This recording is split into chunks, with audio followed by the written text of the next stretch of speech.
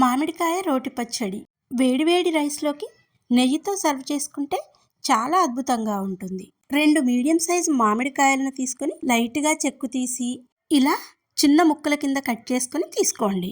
Beginners అయినా కొత్తగా try చేసే వాళ్ళైనా ఉప్పు కారాలు తెలియకపోతే ఇలా కొలుచుకొని తీసుకోండి.